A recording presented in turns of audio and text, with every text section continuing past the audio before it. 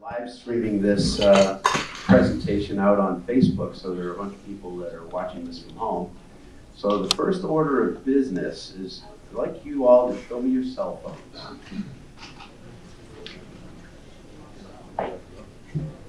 Everybody have their phones up that have their phones? All right, now what you need to do is either shut it off or put it in airplane mode. The reason for that is the last program we did was sort of a reverse program. We had our speaker down in Maryland broadcasting to us. Today we have our speaker here broadcasting out, but people's phones in the audience interfered with the Wi-Fi. And so the last program was all broken up and fairly hard to record. So we want to make sure that people that are watching at home can actually see and hear it. So my name is Mike Morris, and I've been chairman of Storm Surge since, I don't know, 2012. And so just a little housekeeping issue tonight. I'm actually going to pass the baton of the chairmanship to Bill Clary, who is here in the audience.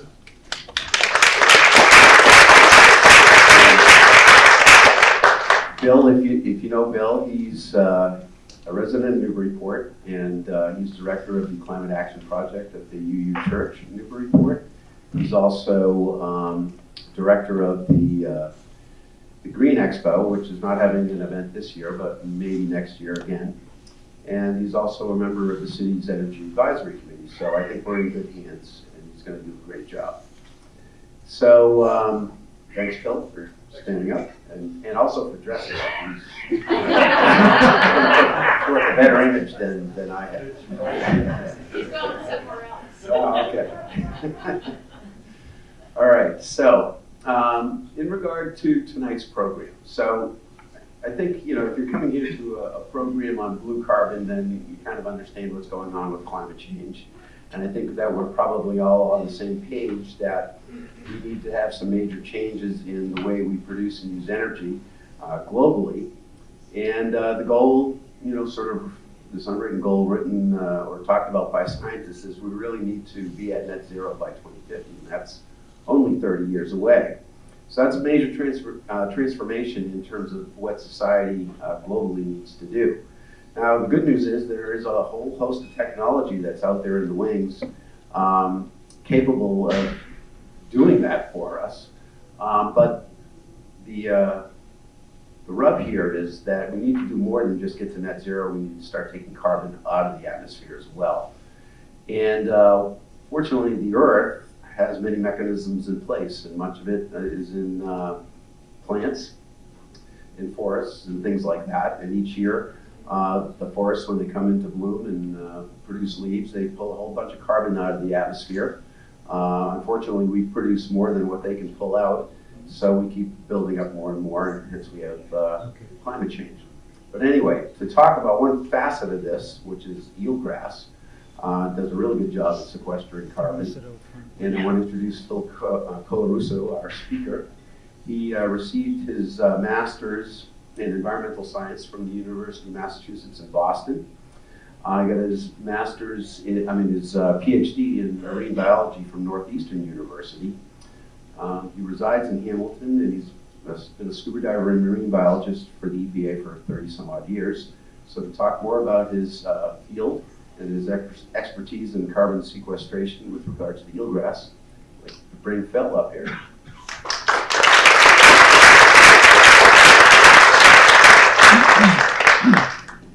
Actually, I live in Wenham. There's a thing between Hamilton and Wenham. I want to thank Storm Surge for inviting me, and Fish and Wildlife Service for hosting us in this facility. I'm going to start with a disclaimer, so you know it's going to be a good talk. Everything that I say is my personal opinion, doesn't necessarily reflect EPA official policy. All right, now I can say anything I want. So blue carbon, lungs of the sea, what's the title about? Blue carbon refers to the aquatic environment, and in particular, some aquatic plants that sequester carbon. So we'll talk a little bit about mangroves, salt marshes, and I'll spend a lot of time talking about my particular area of expertise, which is seagrasses. At lungs of the sea, you're going to get a little bit of my travel, my vacation slides in here. I'm one of those people, when I go on vacation, I like to check out the local seagrass or the local mangroves. And we were in the French Riviera a few years ago with my wife and daughter. And the French refer to their seagrass meadows as the lungs of the sea. And I thought that was very elegant for much more elegant than anything we do here. And so I stole that. All right, a little bit of background. I don't think I really need, I'm gonna go quickly through climate change. I think this crowd probably doesn't need to be convinced of it, but obviously the CO2 levels in the atmosphere are raising at an accelerated rate. And with that increase in CO2 in the atmosphere, there's a corresponding increase in air temperature as well. Unfortunately, or fortunately or unfortunately, it's not happening equally across the planet, and it's definitely not happening equally seasonally or geographically across the US, which may, in part, explain why parts of the country seem to be more skeptical of climate change actually happening, because they're not experiencing it the same way that other parts are. So you can see in our part of the country, in New England, on an annual basis, we're experiencing a much warmer year than we have in the past. In particular, much warmer winters. This winter is, I think, a classic example. Less warming in the summertime, but predominantly it's a phenomenon that's occurring most intensely on the coasts. With increased air temperature, you get increased water temperature. The oceans and the atmosphere are in equilibrium. And again, the changes in water temperatures are not happening equally. And we happen to be in one of the areas in the Atlantic where we're getting the greatest increase in water temperature. So the northwestern Atlantic is essentially a hot spot. The other thing that happens with increased CO2 in the atmosphere and then in the seawater is CO2 and seawater react to form carbonic acid, which ends up reducing the pH of our oceans. And remember, pH is a log scale, so these small changes, looks like a relatively small change in pH. The blue line is pH, the green is seawater CO2. That small change is actually fairly dramatic. So what are some of the implications of elevated atmospheric CO2 and temperatures for the ocean? Well, increasing water temperatures, sea level rise. And the sea level rise is due to two factors in particular. Actually, the larger of the two is the thermal expansion of water. So water at warmer temperature takes up a larger volume. If you think about the entire volume of all our oceans, an increase of a couple of degrees, that creates a dramatic increase in sea level rise. And the melting of the ice caps obviously contributes to that. And there's an article today in the Boston Globe about some of the glaciers in Antarctica calving large chunks of ice into the sea. And they're now estimating a 4-foot rise just from the melting of the southern ice cap alone. Ocean acidification is another symptom of climate change. Larger storms, and in particular, heavier precipitation. And I'll talk about that more in a second. And also a change in some normal circulation patterns. There's actually concern that the Gulf Stream, with the increased freshwater melting from the northern ice caps, may deflect the Gulf Stream, maybe completely south or at least further out to sea.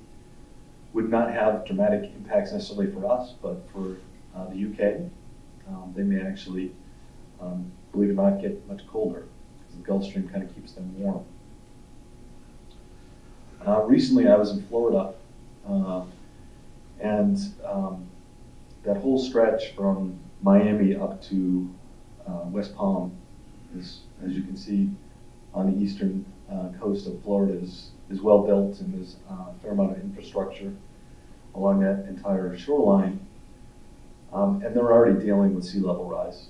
So Miami has already spent $400 million on pumps and elevating roadways to avert what they call quote-unquote sunny day flooding. So that's from the monthly really high tides. They actually have roads flood out. This past December, Fort Lauderdale had 6 sewer pipes break, dumping about 129 million gallons of raw sewage onto the streets and into the coastal waters. And that was a result of saltwater intrusion into their sewer system from sea level rise. And they estimate that it's going to cost about $1.4 billion with a B to repair all the city plumbing that may be at risk from this particular phenomenon. And I think in the newspaper article I was reading down there, they had estimated there was roughly 12,000 sewer pipe breaks in southern Florida since 2012. The majority of them the result of saltwater intrusion or saltwater corrosion of their pipes. Closer to home, this is a graphic of what the city of Boston would look like. Originally it was in 2100 after a 2-meter sea level rise. And the white areas are the areas that would still be upland. The blue areas are areas that would be inundated with seawater. I grew up in Winthrop, which my former house would be underwater. Most of the Back Bay and areas along the Charles would be underwater. A lot of that was built on fill, and so those areas tend to be the first areas that subside, and we have flooding. I think at some point Logan Airport would be probably only good for seaplanes, but this was again with a 2-meter sea level rise, which at the time early models suggested that would happen by 2100. Latest projections make that probably a lot sooner. Closer to home on the North Shore, this is a sign, if anyone's been by the Salem commuter rail station. This is Salem's management of, I guess, sea level rise, warning people not to park there because on high tides it floods out. Anyone who's tried to go to Cranes Beach on a high tide recently, the road to Cranes Beach becomes impassable at really high tides, and the trustees of reservation in the town of Ipswich have a $250,000 grant to figure out remedies for that particular problem. It's going to be at least $1 million, if not multi-million-dollar construction project. The city of Gloucester, their wastewater sewage plant is actually at or below sea level. And at extremely high tides, it does not operate efficiently. It has salt water backing up into the system, and occasionally they do have issues with raw sewage escaping from the plant. And I'm sure there's many other examples on the North Shore. These are just a handful. So we talked about bigger storms, and hurricanes are what many people think of immediately. And if you look at the 8 strongest hurricanes, and that's by barometric pressure, 4 of them have occurred within the last, since 2017. It's interesting, I did not know this, but prior to naming storms back in 1924 and 32, they just named storms by the islands or areas that got damaged the most. That's why there's 2 quote-unquote Cuba storms. And then the National Weather Service started naming them with different names.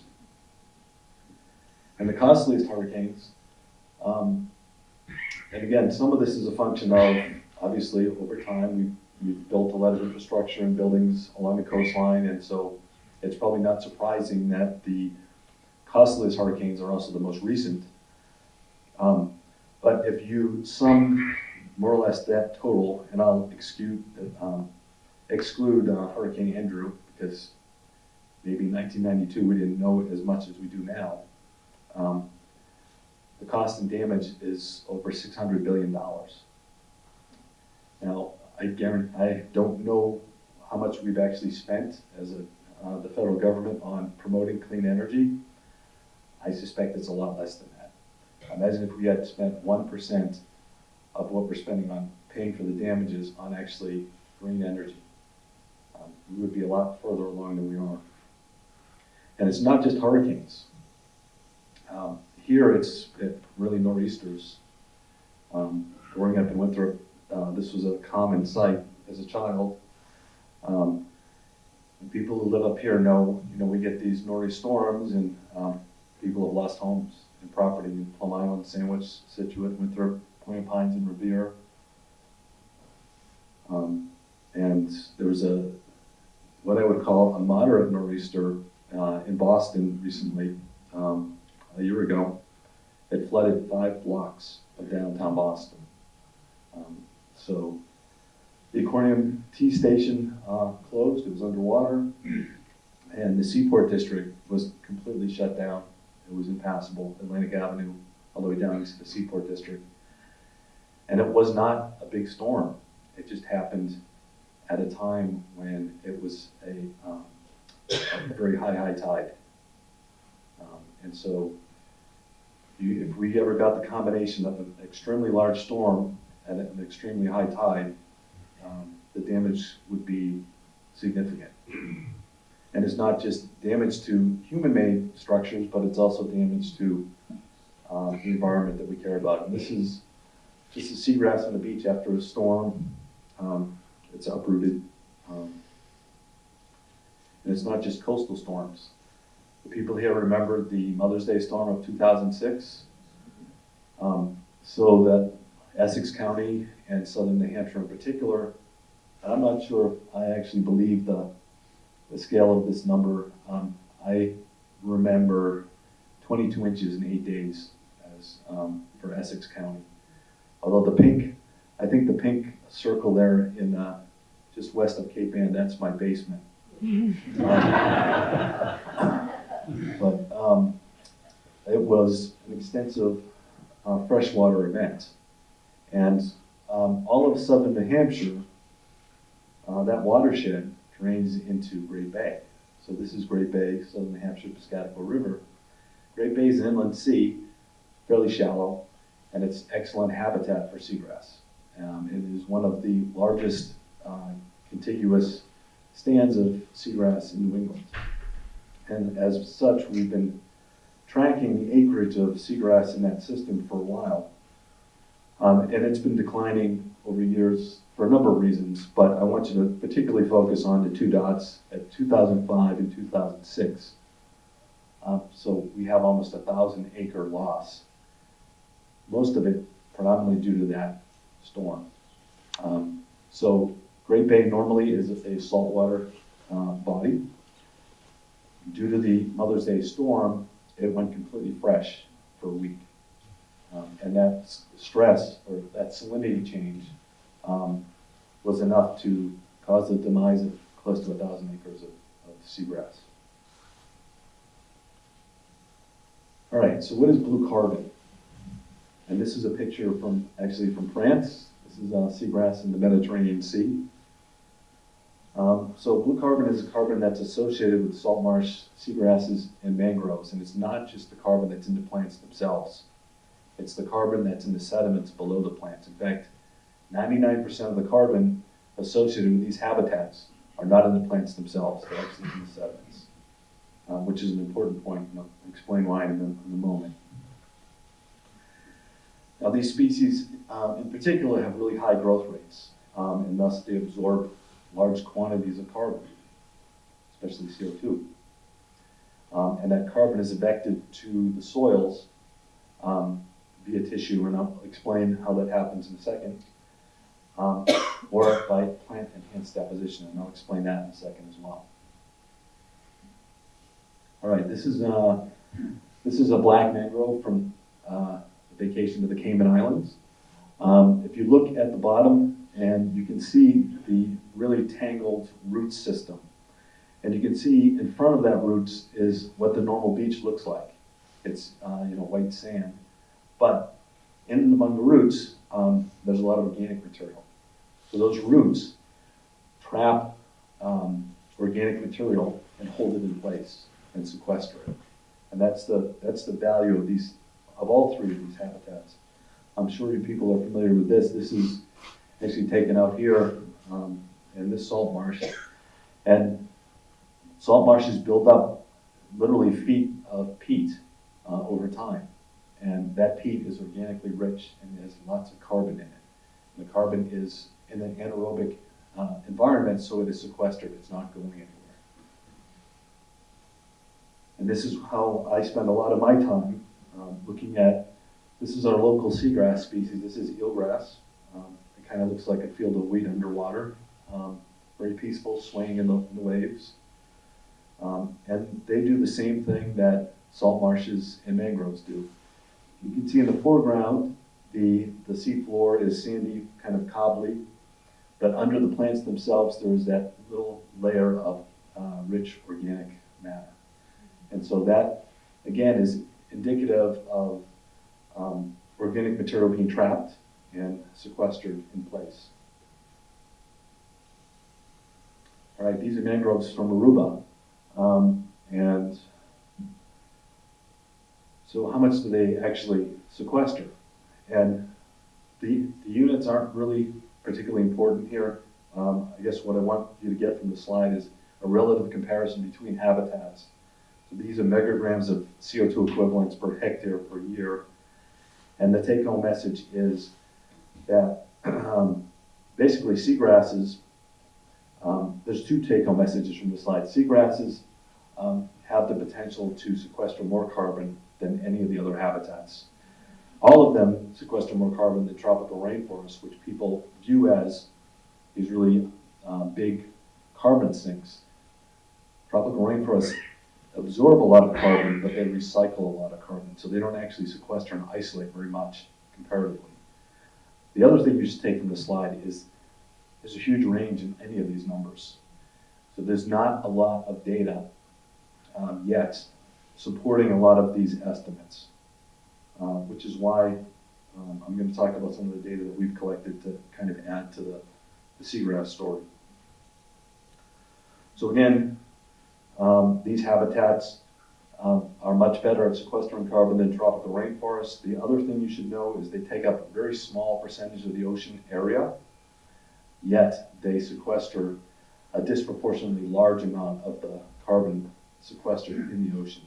And again, there's lots of uncertainty in those numbers. This is from an editorial that Derek Jackson wrote in the Globe a couple of years ago. He came out in the field with us. We showed him what we were doing. My favorite part of the day was I explained to him how seagrass is really important. It's a valuable habitat for fish. He was asking, do any things actually eat it directly? And I'm like, yes, brant geese feed on it, particularly in the winter. And as I was saying that, two brant flew right over our heads, landed in the water next to us, and started eating the eelgrass. And he just looked at me like, did you do that? No, I'm not that good. All right, so just a little, I'm going to take you back to your high school biology for just a second here. So in the upper right, carbon dioxide is in equilibrium between the atmosphere and the ocean. So the more CO2 in the atmosphere, the more that ends up in the ocean.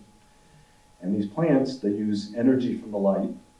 They absorb that CO2, and they also use nutrients, primarily nitrogen, from the sediments to convert those elements through the miracle of photosynthesis into simple sugars and starch, which are carbohydrates. Those carbohydrates are ejected within the plant into the root system. And the reason it does that is the roots are kind of like a savings account. So if you're a plant and you're growing above ground, all kinds of bad things can happen to you. You can be eaten. A wave can come by and you can be ripped off the seafloor. But the roots tend to be more secure. And so if you're a plant and you're going to invest your resources, you want to invest them in the place they are most safe, which is in the root system. The one thing I don't like about this particular graphic is the rhizome actually can extend for 30, 40, 50 meters in either direction. And you can literally get hundreds of upright shoots or individual plants on one rhizome, and it doesn't really depict that here. The good thing about that is individual plants can share resources. And so if the plant over 3 meters to your right is in the shade for some reason, there's a boat over it that particular day, it can extract resources from its neighbor. So that's the other advantage of using a very extensive root and rhizome system as a savings account. Multiple people can contribute to it, multiple people can borrow from it. So we wanted to add to the data on carbon sequestration, particularly seagrass. Reason for that is we found that there was no data from north of Chesapeake Bay. So there's a fair amount of data in Florida. There's a few studies in Chesapeake Bay, but there's nothing up here.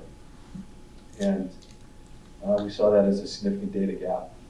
And so in 2016, we went out to these 8 locations, going from north to south. That is Great Bay, Hampshire, Gloucester Harbor, Nahant, Cohasset, and out on the Cape is Pleasant Bay, West Falmouth in Buzzards Bay, Oak Bluffs in the Vineyard, and Nineveh Pond in Rhode Island. And then in 2017, we added 3 other sites, which don't appear on here: Portland, Maine, Portland Harbor, Boston Harbor, and Prudence Island, which is in the middle of Narragansett Bay. And so we did a fairly ambitious study. We deployed sediment traps. We took sediment cores in eelgrass and in reference areas. So we targeted the middle of eelgrass meadows, but then we also targeted within the same embayment areas that were bare seafloor. They didn't have any vegetation. And that's our reference site. We measured the eelgrass growth, shoot density, and the plant morphology. So how tall are the plants? How many leaves did they have? How thick were the leaves? How much did they weigh? And then we used stable isotope analysis of that plant tissue, material we collected in the sediment cores, and the material in the sediment traps. The stable isotopes allow you to determine the origin of that material, because every primary producer has a different stable isotope signature. We also were very fortunate. I had a researcher from the University of Barcelona in Spain reach out to me through the wonders of the internet and asked me if we had any sediment cores which she could do lead-210 analysis on. And lead-210 analysis, one, is really expensive. It takes about a week to process a sample. So I was very happy when she offered to process our samples. And 2, we use it to determine the age of the carbon. And I'll show you some of those results. And then we also measured water temperature and light with some continuous sensors that we deployed at each site. These are the sediment traps. They're basically just 5-inch segments of PVC. Those are with the caps on. We placed them in a series of 3. And they're secured to the bottom. This is what they look like when the caps are off. There's actually, it's hard to see, but there's a honeycomb insert within each of these tubes. And the honeycomb insert is there to facilitate deposition of particles as they float by. So there's not kind of a boundary layer effect from the structure itself. So we leave these out for 2 weeks, and we just see what they catch. What is floating through the water column and falling to the bottom in these systems. We don't leave them out for longer than 2 weeks because we found out if you do that, a lot of things start living in them. That becomes a problem. And for sediment cores, this is not for the faint of heart. I mean, we're there kind of twisting and turning and muscling these plastic tubes into the bottom. And The one on the left is from a reference area. You can see the nature of the sediment. It tends to be rockier, coarser. And the one on the right is from the middle of a seagrass bed. You can see just by the color, it's very organically rich. I think one of our divers is very proud of himself holding up the tube. And so you can also see that it's difficult to get exactly the same depth at every location. And so we ended up, I guess, playing to the lowest common denominator. We could get 30-centimeter cores basically everywhere we went. We got much deeper than that at some locations, but so everything was equal. We kind of cut off our cores at 30 centimeters. And just for your reference, that is just a fraction of the amount of organic material in these meadows. Similar to the salt marshes, the peat under these meadows goes for meters. So sampling the top 30 centimeters, again, is just a fraction of what's actually there. But that's the data we have, and that's what we're going to talk about. All right, so this is, we're going to get deep into the data here. So this is percent nitrogen in the eelgrass tissue from plants in each of the locations. And one of the greatest threats to seagrasses is something we call eutrophication, or over-enrichment of coastal waters, primarily by nitrogen. Excess fertilizer, poor sewage treatment, stormwater runoff, all of those things add nitrogen. Plants do need nitrogen to grow, but just like anything else, too much of a good thing is a bad thing. And so what I want you to take from this particular graph is, you look at the urban area. So Prudence is Narragansett Bay, Great Bay, you know where it is, in Portland Harbor. Where we sampled there is, I think, about maybe a half mile from the City of Portland sewage discharge. Not one of our more glamorous dive locations. Those areas were enriched. Those plants reflected the nitrogen they were being exposed to, so they are enriched in nitrogen. This is a measure of shoot density, which is generally a measure of eelgrass health. The thicker, so like Cohasset, which is, our shoreline is on the open coast, almost 1,000 shoots per meter squared. It's a very thick, lush, healthy meadow. Portland, Great Bay, Prudence are all much lower than the other sites. Boston Harbor as well. And I didn't have the data for Boston nitrogen and eelgrass in Boston, but I guarantee you it's probably comparable to those other sites. So there's an inverse relationship between the amount of nitrogen in these plants and the health of these meadows. Again, too much nitrogen is a bad thing. All right, getting back to our carbon story. So this is in the sediment traps, and this is just looking at how much carbon is in those particular traps. And the take-home message from this particular slide is, for the most part, the green bars are traps within the eelgrass meadow. The blue bars are the ones in the reference. And again, majority of the sites, you get a lot more carbon in the meadows than you do outside the meadows. That's the take-home message here. Now this is the sediment cores. And the way to read these slides are from top to bottom. So this is from 0 to 30 centimeters. We subsampled each of the cores. I think the first subsample is 0 to 2 centimeters, 2 to 5, 5 to 10, 10 to 20, 20 to 30. That's what each of those data points represent. The open circles are reference cores. Again, for the most part, the majority of the sites show that there's more carbon in the cores from the eelgrass meadows than from the reference areas. I don't know what's going on in Prudence Island. It's the reverse of that, but everywhere else, that's pretty much the story. So that there's a concentration of carbon in these habitats, both from the sediment traps themselves and within the cores. So where did this carbon come from? So the green dots, dark green represents samples from 2016, the light green is 2017.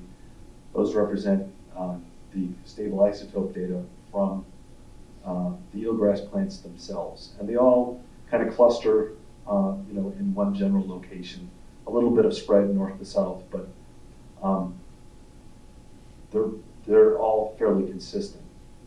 Well, the red and the orange represent the stable isotope signals from the sediment cores, and the blue represent the stable isotopes from the sediment traps.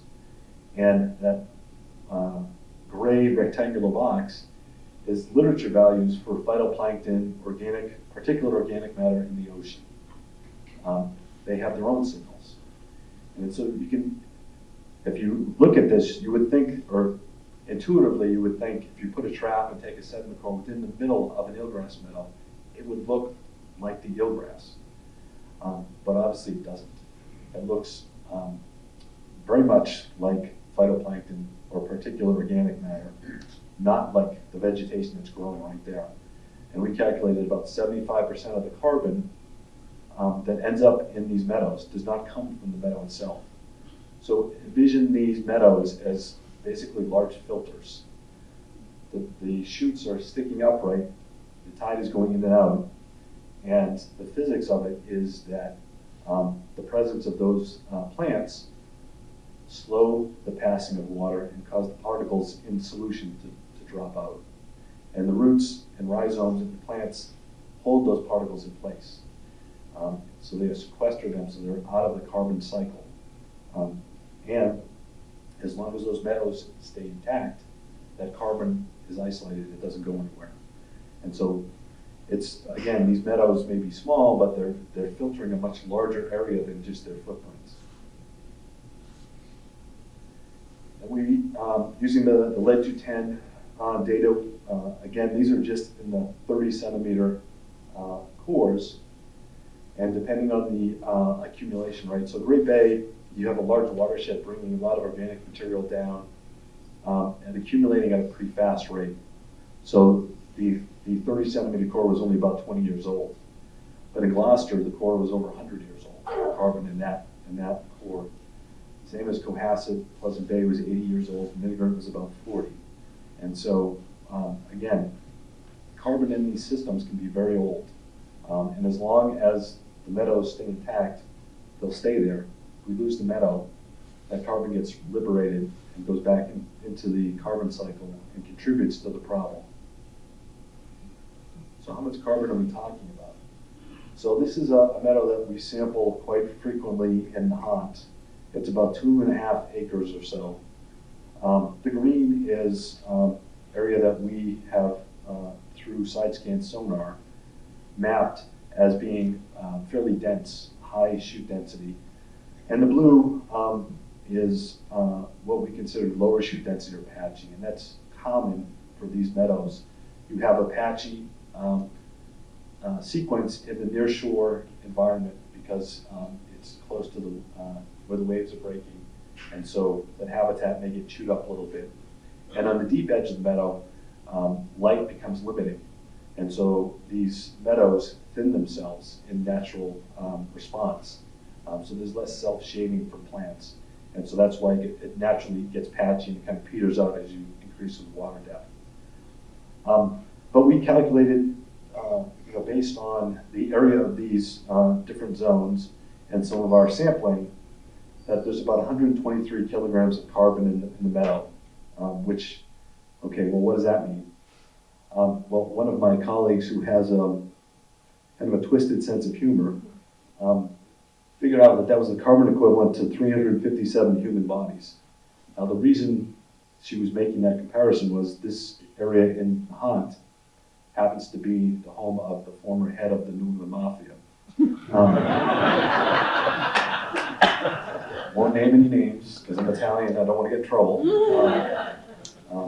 Or it's the equivalent of burning roughly 57,000 gallons of gasoline. Again, that's very rough. So we thought, okay, well, that's interesting.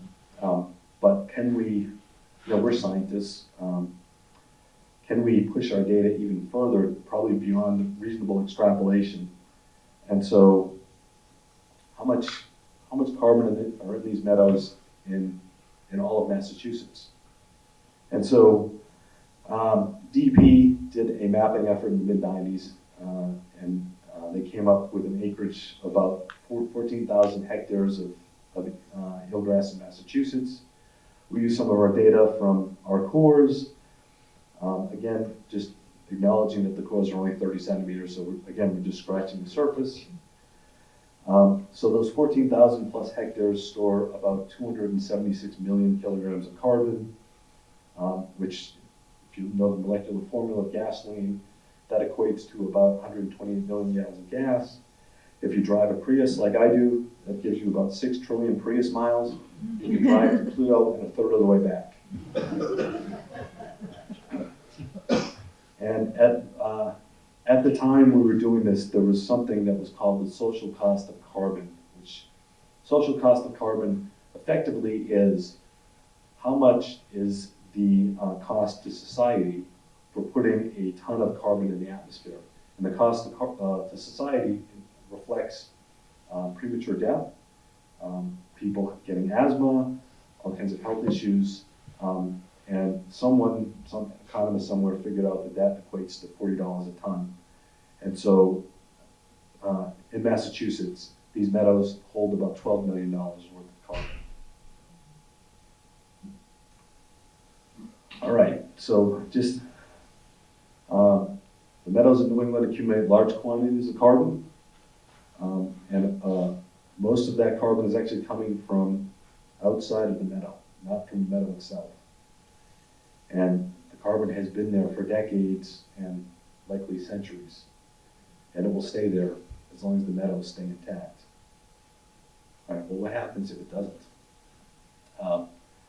So if we lose these habitats, what happens to all the carbon that is sequestered there? And we're losing mangroves globally, roughly just under 1% a year. Greatest losses are in Asia for timber, and if you've ever eaten shrimp from Thailand, Cambodia, Vietnam, those shrimp are generated in shrimp ponds that are dug out of mangrove forests. And so be careful where you get your shrimp. Salt marsh we're also losing, but the data is in many areas is scarce. It's estimated to be 1 to 2% a year. And seagrass is globally 1 to 3% a year. So let's put those losses in context. So the emissions resulting from that conversion and degradation of coastal wetlands is estimated to be 300 to 900 million tons of CO2 equivalents per year. Well, how much is that? Well, that's roughly equivalent to the annual emissions from the energy and industry sectors for Poland and Germany combined. And none of those numbers, so you're probably all familiar with NOAA's climate change modeling. These numbers are not reflected in that modeling. That modeling only talks about emissions from industry, transportation, other sectors. It does not consider emissions from habitat degradation. This is your shrimp ponds in Southeast Asia. And so they dig out areas and they'll use them for a couple of years until they foul. And then they'll move to the next one and dig another one. And they will just keep going. They don't replant. And so a lot of those foul ponds just stay in place and kind of become anoxic over time. And, I suppose that they could be revegetated over time if there was an effort, but most of them just lie fallow at the moment. This is Rumney Marsh in Saugus, Lynn Revere, and it's really an example of probably 101 things not to do to a salt marsh. So the commuter rail line goes through. I ride that every day. GE Lynn to the north was been built on the salt marsh. The Resco Trasta Energy Plant and landfill is just on the other side of the tracks. That's Point of Pines and Revere, Barrier Beach, but the inshore side of that was at one time marsh. The marsh itself, it's hard to see from this picture, but it's pretty well diked and divvied up as well. And so it's just everything you could do wrong to a marsh. And this is what I call stupid people doing things with boats. If you look closely in the bottom right-hand side, you can see, so the dark area is all seagrass. And you can see these people doing donuts and prop dredging the vegetation. And if you look in the bottom right, you can see some tracks from former boats that have strayed out of the channel that are just, I'm not sure what they're doing, but it's not good. All right, so what can we do? So this is a picture from the Bahamas. And the dark area is seagrass, and the light circle areas are around their moorings. And I'll talk about conservation moorings in a minute. So probably the easiest thing that we can all do is eat lower on the food chain. I'm sure people realize that red meat is one of the largest CO2 contributors on the planet. It takes up a lot of land mass, requires a lot of primary production, and just changing the way you eat could make a huge difference. Energy conservation at home. My wife and I have battles with the thermostat, and I think when I'm feeling generous, I turn it up to 62.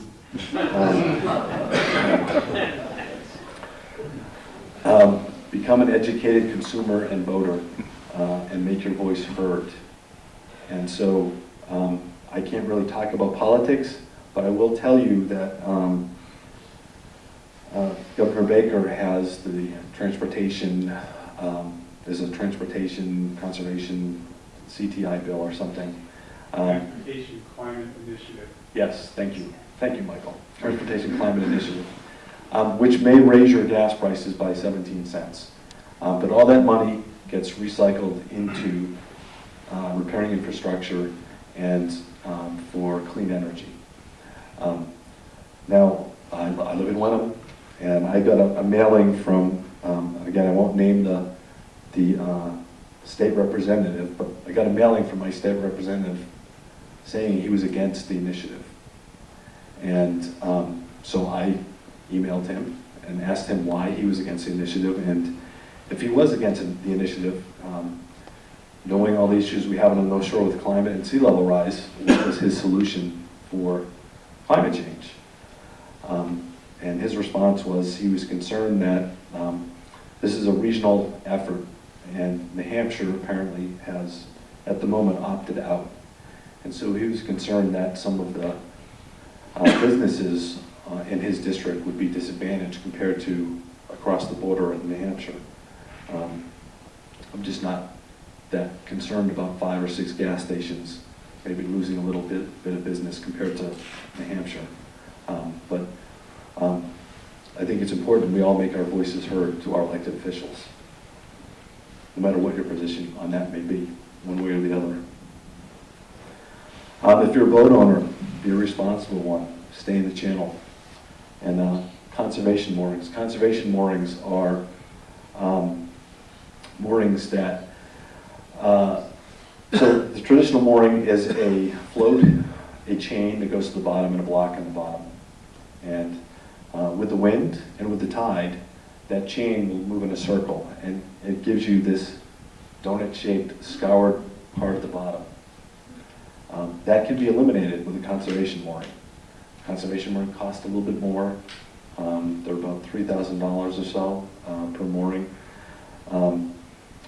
But they will keep the chain off the bottom, they'll keep your boat secure, and they seem to be a reasonable compromise for a slightly better environment.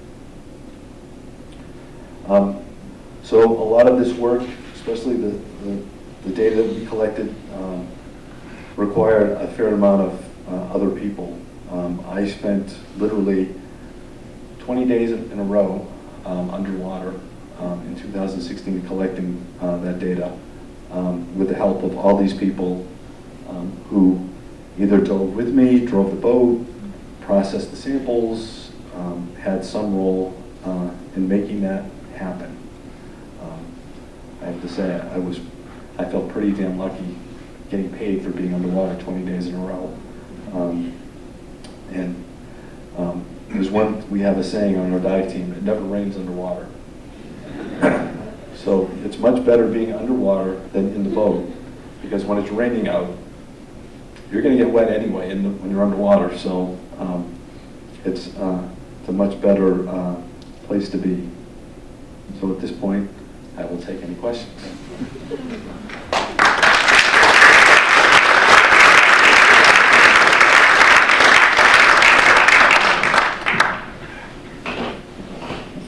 You have the graph of the rhizome. I just wondering if genetic diversity is a concern at all. Yeah. So that's actually a very timely question. So these plants are highly clonal. They spread through asexual reproduction. So they send out lateral shoots off of the rhizomes, but they also do produce seeds. And they flower and produce seeds underwater, and as you might imagine, there's no butterflies or bees underwater. So how they actually get pollinated is still a little bit of a mystery to science. But there is probably a lot less genetic diversity within a meadow because of this, because it's a highly clonal plant. And so when we do restoration projects, and restoration projects generally are done by literally uprooting individual shoots in one location and moving them to another. And it's very labor intensive. But now the general thought is you should take plants from multiple different meadows as donor stock, to increase genetic diversity of your restoration site. And it may have advantages for survival and success in your restoration effort. So there was a lot of the field grass restoration done as part of the Sandy Grant project with the Great Marsh. And I was curious to know if they identified other sites, let's say within Massachusetts or New England, where they want to do more of this eelgrass restoration. Yeah, so we have people who do this type of work. We have a rule of thumb. If eelgrass is not growing in a location right now, there's probably a reason for it. And if you can't identify the stressor or what's keeping the vegetation from being there and change that factor, then it's probably not worth the effort. So we try to target areas like Boston Harbor after they move the outfall, out of the harbor, and because water clarity in particular was an issue, and there's been some success in Boston. Chesapeake Bay, the same. Tampa Bay, Florida is another area where they've had large success in restoring this habitat. But in Massachusetts, there's been a bunch of attempts, not a lot of success. We've had a little bit of success out in the vineyard in some of the coastal ponds, actually using seeding, where we collect the reproductive shoots of the plants and put them in mesh bags, tie them to a buoy, and just go away. And then the seeds actually fall out, and the following spring, if they survive, they sprout. We've had some success with that. Alyssa Novak is the one who's done the work up here, and actually did some incredible effort of removing green crabs, which are a big problem for transplanted eelgrass. They seem to, we think out of spite, just kind of cut all the transplants. Yeah, if you don't know why, then it's not worth trying. So we're actually probably at a point in many parts of New England where there is available funding to do this type of work. There's not a lot of good sites where we can try it because it's very labor intensive. And I've, in 2018, we were down in Rhode Island, our dive team, and we were working with the U.S. Navy, and they came to us. They had to do environmental good work because they had run afoul of our Superfund program. And so we decided we'll do eelgrass transplanting effort in conjunction with them, and we figured that the Navy, they'll have boats. They came to us, we don't have any boats. The Navy, like, well, we have boats, we just don't have boats small enough for you to dive off of. And so, but we spent a week in Newport after Labor Day, and I spent probably about 22 hours underwater during that week, and our team, as did each member of our team. We moved 16,000 chutes from Newport over to Greenwich Bay on the other side of Narragansett Bay. Got them all tucked in. We left 3 weeks later. A storm came up and wiped out everything. You know, acts of nature, there's nothing you can do about it. But it's a very labor-intensive, generally low success rate. I recall that maybe 5 to 10 years ago, one of the oceanside counties in New Jersey banned nitrogen-based fertilizers. Would something like that be helpful here? Absolutely. There are slow-release fertilizers as well that are actually, you know, better than a lot of the stuff on the shelf, or nitrogen-free for towns that are in the coastal zone. There are other. So I've worked with the town of West Tisbury on the vineyard, and they've added a bylaw, a no anchor bylaw in seagrass. They have a bay scallop fishery, so they're very concerned about their seagrass. The bay scallops rely on seagrass for their habitat, and so they passed a bylaw: no one can anchor in the seagrass. Manchester by the Sea is another town that I'm working with. They're trying to craft something similar. Swampscott as well. So there are local actions that can be taken that can improve the situation for this particular species. Not sure if I read your, oh, sorry. That's okay. I was just going to mention that I have worked in communities where they do have in their water protection zones, they mandate the use of the slow-release nitrogen fertilizer. And that's been, gosh, that was back in 2008, and that was the town of North Andover. So it's not even a coastal community. So that's, you know, another local action. You could talk to your local conservation commission, your, you know, planning office, and see what the regulations are in terms of the stormwater management regulations, whether they've included protections such as the slow release nitrogen.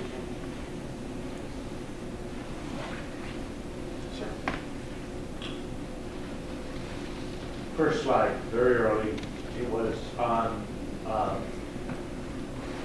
millions of grams per hectare per year, and it looked like it was from roughly -70 Yes. loss to +80 gains. Yes. Can you comment on the loss mechanisms? Yeah. So again, that's a reflection of when these habitats degrade, they start releasing the carbon that they've accumulated. And so as these habitats decline due to poor water quality, coastal development, whatever, that carbon in the sediments gets liberated and added back to the environment. So these habitats, which are generally sinks, become sources. And that's what that number reflects. So the bed still exists, but it becomes a source? No, the bed slowly, or degrades and disappears, and all that sediment that have been held in place by the roots and rhizomes now become liberated and recycled back into the ocean and ultimately into the atmosphere. Yeah, aside from humans, what are some of the other diseases or predators for seagrasses. And can you relate that to the change in the ocean environment that we expect to see over the next 20 to 50 years? Yeah, so in the 1930s, there was an outbreak of something called the wasting disease, where 90% of the eelgrass on the western Atlantic coast died. And as a result, some of the species that rely on it, so the brant population crashed, because at that time brant did not realize they could eat baseball fields. They were primarily exclusively eating eelgrass. The bay scallop population crashed, and there's actually a snail called the eelgrass limpet that went extinct, because the only eelgrass that survived was vegetation that was in the lower part of rivers, because the disease organism is strictly a marine species. So in areas where the vegetation was growing in more brackish water or slightly lower salinity water, the disease could not penetrate there. And so why the outbreak occurred, was it sunspots, sea temperature, poor water quality? No one really knows. It was one of those things where it had never happened before. No one was really studying it. A lot of people were interested in seagrass primarily because they were interested in waterfowl. So there's like several publications from the 40s from different wildlife biologists in Massachusetts who were mapping eelgrass, not because they cared about the eelgrass, but because they cared about where the waterfowl would be eating the eelgrass. So that's a natural phenomenon. Well, we think it's a natural phenomenon. Why it happened? Could it happen again in the future? Yes. We don't know the trigger mechanism. Could a warmer ocean, more acidic ocean? Possibly. So I forget the other part of your question. Other things that eat seagrass, is that? So brant geese here, these guys, manatees, eat a tropical species, ironically enough, called manatee grass. Sea turtles eat turtle grass. And there are a number of invertebrates, amphipods and isopods, little crustaceans up here that will also nibble on it. And a couple of small snail species that will eat it as well. But mostly here it's geese, black duck are the primary consumers of it. The majority of it actually ends up entering the food chain as detritus. So the plant will shed the leaves will float around for quite some time and break down and then enter the food chain as detritus. Would the health of our marshes markedly improve if money were allocated to fill in the trenches that were dug during the Depression? Yeah, that's a little bit outside my area of expertise, and there's been a lot of talk about treating marshes, plugging those channels, or something also called thin layer deposition to help the marsh keep up with sea level rise. I think all of those are still highly experimental. In your experience, how have the efforts of the EPA impacted by the Trump administration? Are you trying to get me fired?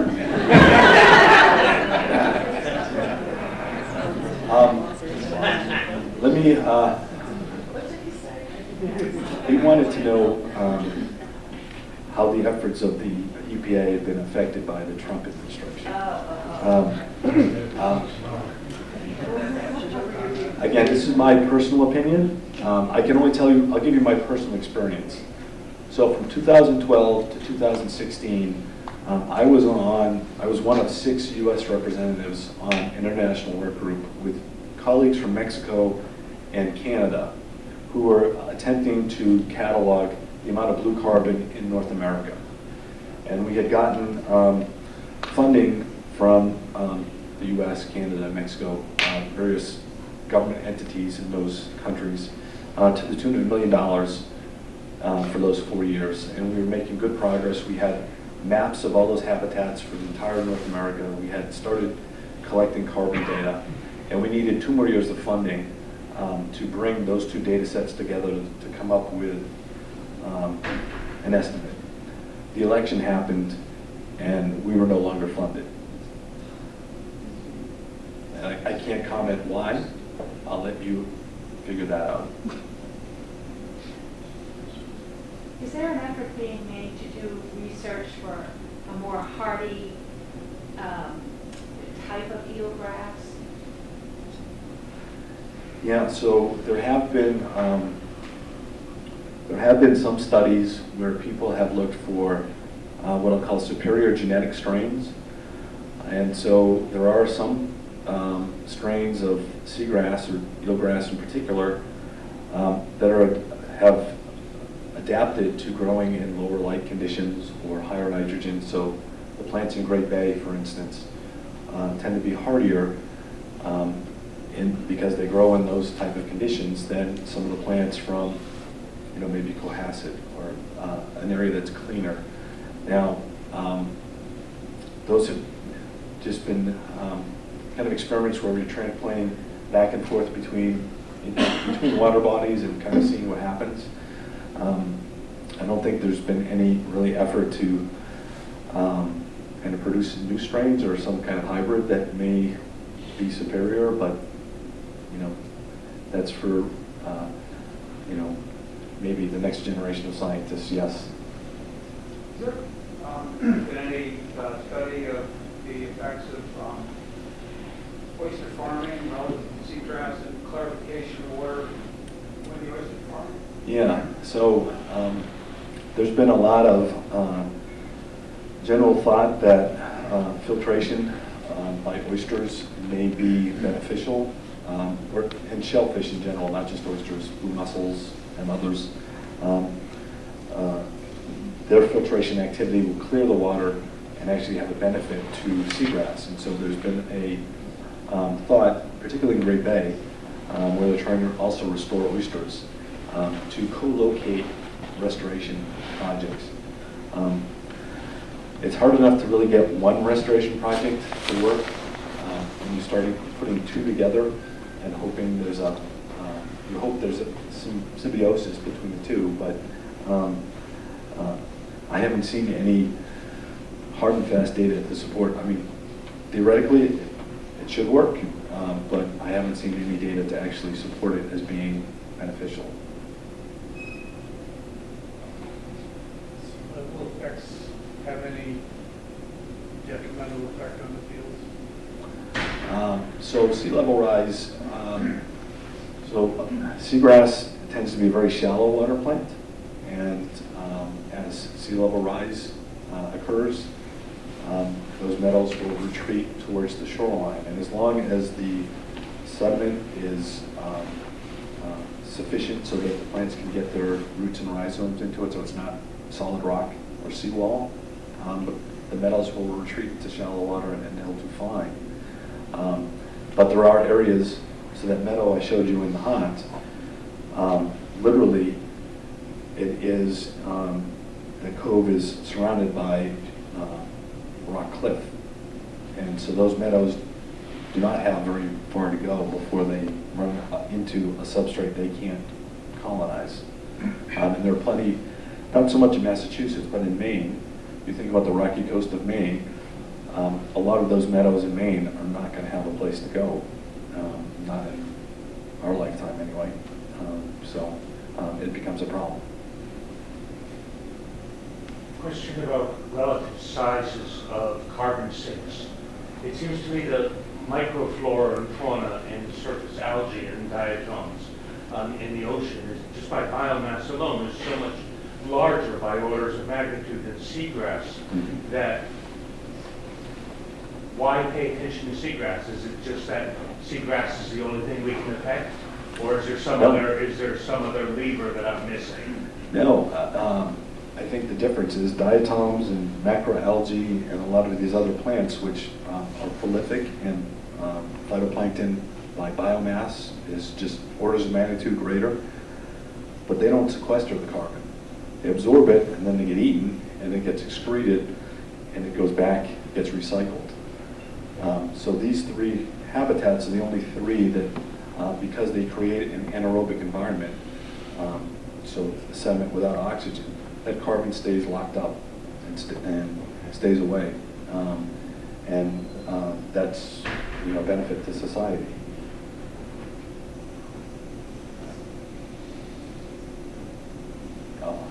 You're not allowed to ask any questions.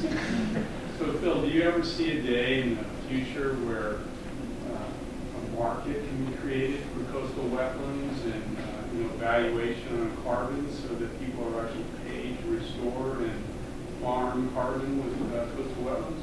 Yeah, so there is, not here at the moment, but in Europe and other parts of the planet, you can buy carbon credits.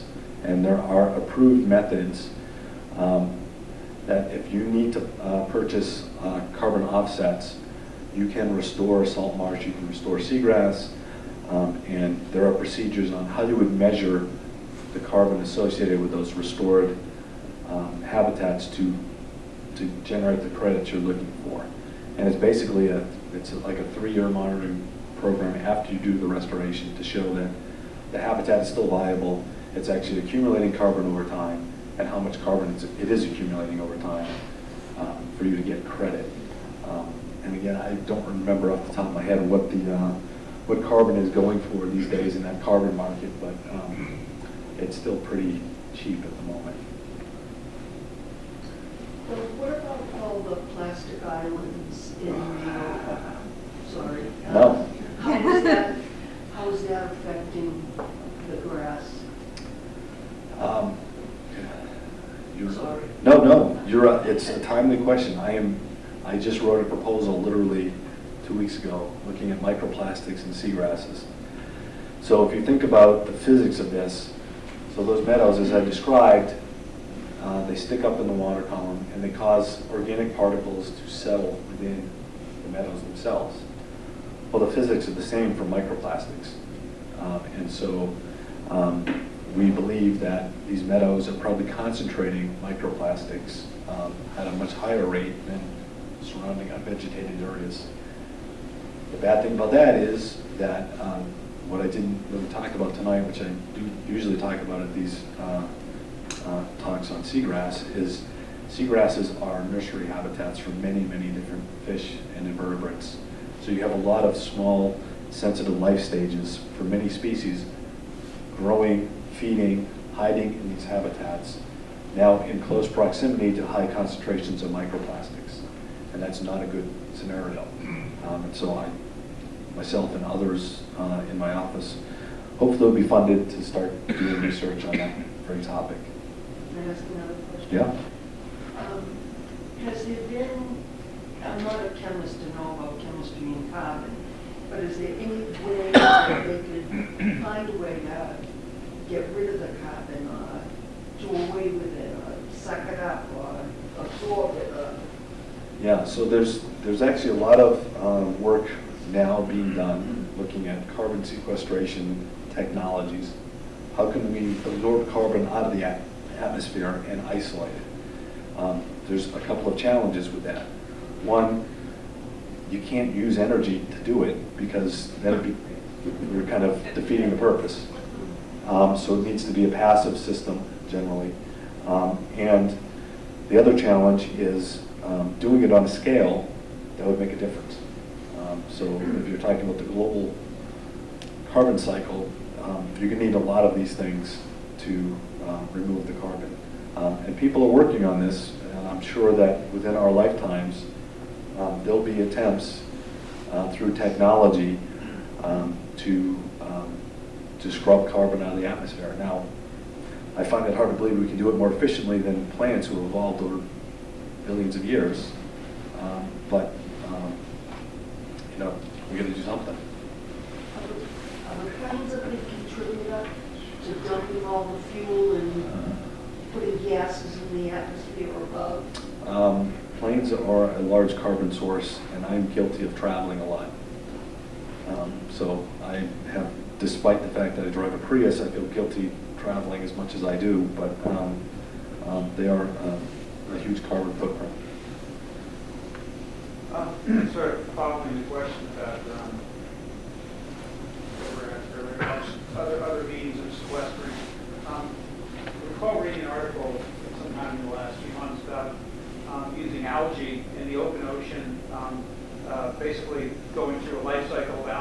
then settles to the bottom of the open ocean and gets sequestered at very low temperature at depth.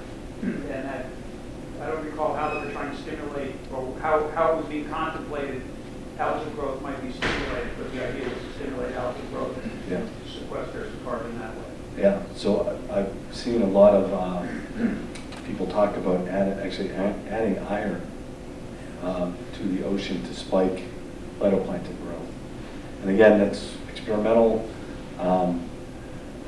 It may provide a short-term, population explosion, where you get a sudden increase in or absorption of carbon, but it's hard to see that being sustainable. In addition, you need the phytoplankton to settle, below the photic zone and get into the deep ocean to have it really be, isolated. And there's no guarantee that that would happen.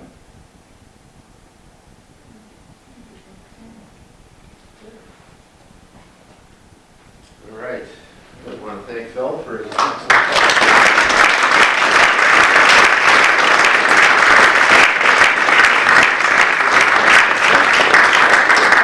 I also wanted to acknowledge Salisbury Community Television and Newbury Community Television for their efforts to record this. There's a lot of machinery back there that you didn't see when you came in the room, but there's going to be a YouTube video of this presentation if you want to view it again later. Or if people missed it on Facebook or don't have access to Facebook, you can let them know that it's going to be on our YouTube channel, and you can go to storm-surge.org. You can find all of our recorded presentations there, even the ones that you maybe haven't attended from the past. So I want to thank you again for coming out on this kind of damp night, and we hope to see you at the next program next time.